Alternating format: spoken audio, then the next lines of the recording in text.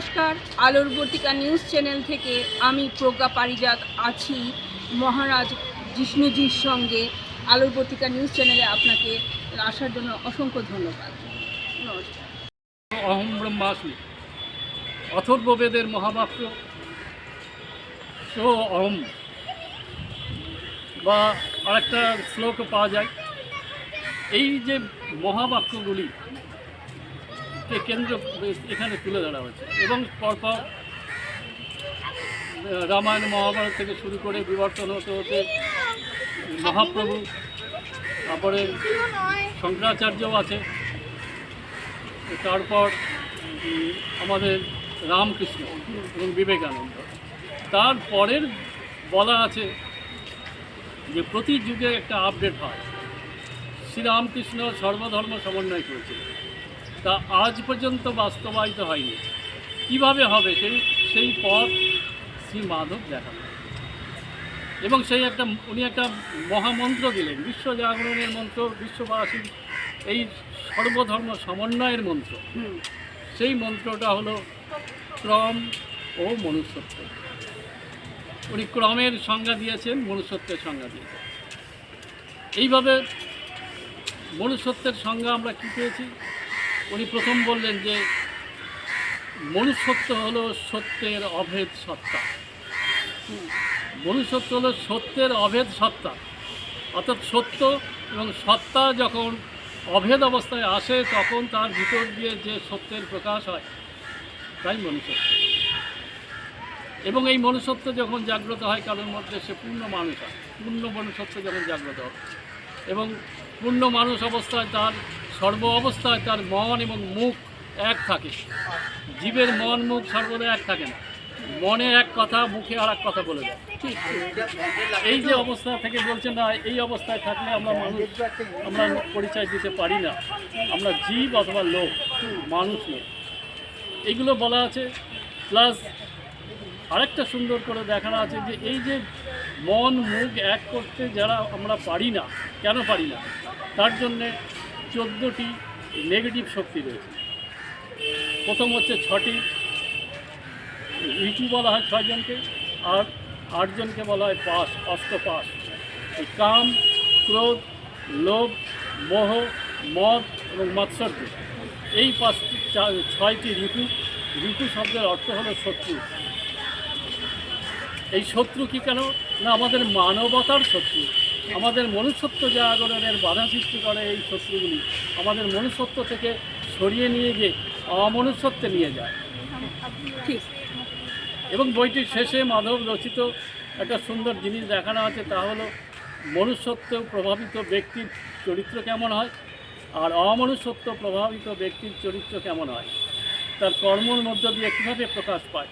তা 32টা করে পয়েন্ট আছে। এটাও একদম বইটার শেষের দিকে বলা আছে।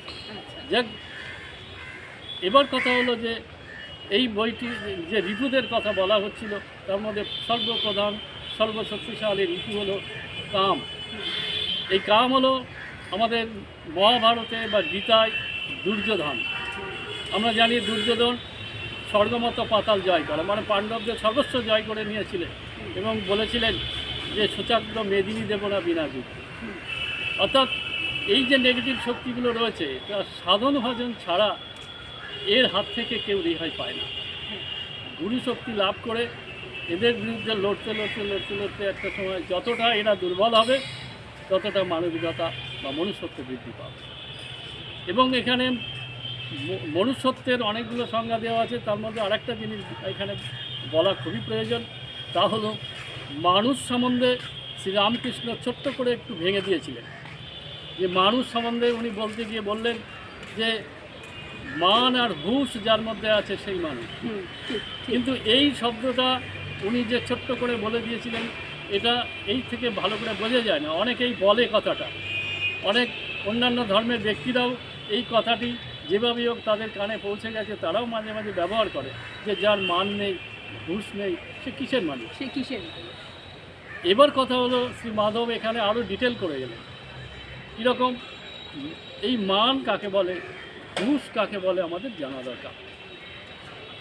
এই এর দুটো অর্থ হয়, একটা জাগতিক ক্ষেত্রে অর্থ, একটা আধ্যাত্মিক ক্ষেত্রে অর্থ। জাগতিক ক্ষেত্রে মান শব্দের অর্থ হলো সামাজিক মর্যাদা, অর্থাৎ সমাজে যে বিভিন্ন প্রকারের বা বিভিন্ন অবস্থায় যে বিভিন্ন ব্যক্তিগণ বিভিন্ন পদে রয়েছে, কর্ম করছে, সেই অনুসারে এক একজনের এক এক রকম মান হয়। যেমন একজন শিক্ষকের একরকম মান, একজন ডাক্তারবাবুর একরকম মান, একজন রিক্সাওয়ালার একরকম মান, একজন চাষির একরকম মান, একজন মস্তানের একরকম মান, একজন নেতার একরকম মান। তবে আমরা বলতে পারি যে প্রত্যেকটা মানুষেরই একটা মান আছে, হ্যাঁ, সেই মান। মানটাকে আমরা যদি সম্মান দিতে পারি, না, এবার মান এখানে কথাটা হচ্ছে যে, আর ঘুষ মানে চেতনা, অর্থাৎ যার যে সামাজিক মর্যাদা সেটাকে চেতনায় রেখে যে তদ্রূপ তার সঙ্গে ব্যবহার করতে পারে সেই মানুষ। এরকম একজন রিক্সাওয়ালাকে যদি গিয়ে আপনি করা হয়, লজ্জা পাবে, এটা তার কাছে অপমান, মান দেওয়া নয়। আবার প্রধানমন্ত্রীকে যদি বলে হয় তুই কী করলি, তাহলে প্রধানমন্ত্রীর মান যাবে, তাই সেটাও তার মান নয়, এবং তার মান অনুসারে তার মানে সম্মানটা দেওয়া হলো না। এই জন্যে যার যেমন মান, তাই যার যোগ্য ব্যক্তির যোগ্য মান দিতে হবে। আবার অনেক সময় আমরা এমনও করি, একজন বস্তানি করে অনেক পয়সা করেছে, তার কাছে গিয়ে অনেকে স্যার করছে, দেখা গেলো সেই মান বা সেই মর্যাদা তার দেওয়ার কথাই না, কিন্তু দেওয়া হচ্ছে কেন? স্বার্থের জন্য। জীব স্বার্থের জন্য যার যে মান দিতে পারে না। তাই বলছে যে ব্যক্তি যার যা মান দিতে পারে, চেতনায় রাখে এবং তদ্রূপ তার সঙ্গে ব্যবহার করে, সেই ব্যক্তি হচ্ছে প্রকৃত। সেখানে তার ভয় থাকে না। সে নেতাকে যতটা মান দেওয়া দেবে, যে একটা মস্তানকে যে মানটা দেওয়া দরকার সেটাই সে দেবে। এটা হলো জাগতিক অর্থ। আধ্যাত্মিক অর্থ কি? আধ্যাত্মিক ক্ষেত্রে মান মানে চেতনা, ঘুষ মানে চৈতন্য। চৈতন্য অর্থাৎ স্বয়ং ব্রহ্ম, স্বয়ং ঈশ্বর। অর্থাৎ বলছে চৈতন্য সম্বন্ধে, অর্থাৎ ব্রহ্ম সম্বন্ধে যার চেতনা হয়েছে সেই প্রকৃত মানুষ। এইভাবে এগুলো অর্থ। এছাড়া আরও বিভিন্নভাবে এখানে সংজ্ঞা দেওয়া আছে। আমরা যে মনুষ্যত্ব শব্দটা ব্যবহার করি, এর মধ্যে দুটো শব্দ আছে, ভাবগত যদি ব্যাখ্যা মানে বিভাজন করা যায়, মন এবং সত্য।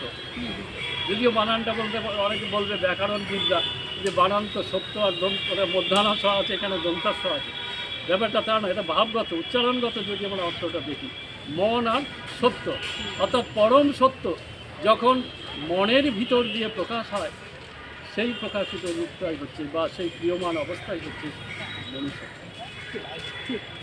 এইভাবে অনেকগুলো সংজ্ঞা এখানে দেওয়া আছে, এবং ধীরে ধীরে কীভাবে ওই রিপোয়াদির হাত থেকে বেরিয়ে, রিপোয়াদির আমাদের সবসময় মনে রাখতে হবে, রিপোয়াদিদের আমাদের প্রয়োজন, কামের প্রয়োজন, কাম ছাড়া প্রজন্ম হবে না, কিন্তু প্রয়োজন অনুসারে যদি ব্যবহার করা হয় তাহলে তা রিপুর ভূমিকা নেয় না, তা আমাদের সংসার জীবনের সহায়ক হয়, এই জগৎবাসীর সহায়ক হয়। কিন্তু যদি তার যথেচ্ছাচার ব্যবহার করা হয় তাহলে রিপুর ভূমিকা নেবে, আমাদের জীবন শেষ করবে। তাই কাম বলছে যে আমাকে যে খাটায় তার জীবন খাঁটি, আর আমার কথায় যে খাটে তার জীবন মাটি। এটা মাধবের একটা বাণী। যাক, এইভাবে এই বইটির মধ্যে খুব সুন্দর দাদা, মানুষ যদি এটা ব্যক্ত নিতে করা পারে, হয়েছে। এগুলো সর্বজনীন। আর একটা কথা আমাদের মাথায় রাখতে হবে, সারা বিশ্বে ধর্মকে সবাই বিশ্বাস করে না, ভগবান ব্রহ্ম গড আল্লাহকে সবাই বিশ্বাস করে না, কিন্তু এমন একটা জিনিস আছে যা বিশ্বের প্রতিটি ব্যক্তি বিশ্বাস করে, তা হলো এই মনুষ্যত্ব নামক ধর্ম। তাই মনুষ্যত্বই আগামী দিনের সারা বিশ্বের ধর্ম, সারা বিশ্বের জাগরিত ধর্ম, এবং এর মাধ্যমেই সর্বধর্ম সমন্বয় হবে।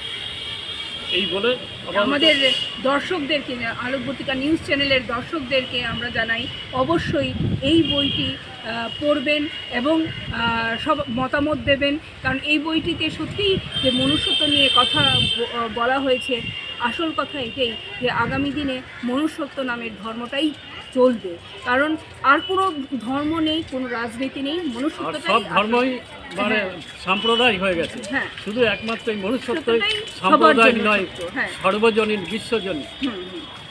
ধন্যবাদ আপনাকে দাদা এই এটা সম্পর্কে বলার জন্য।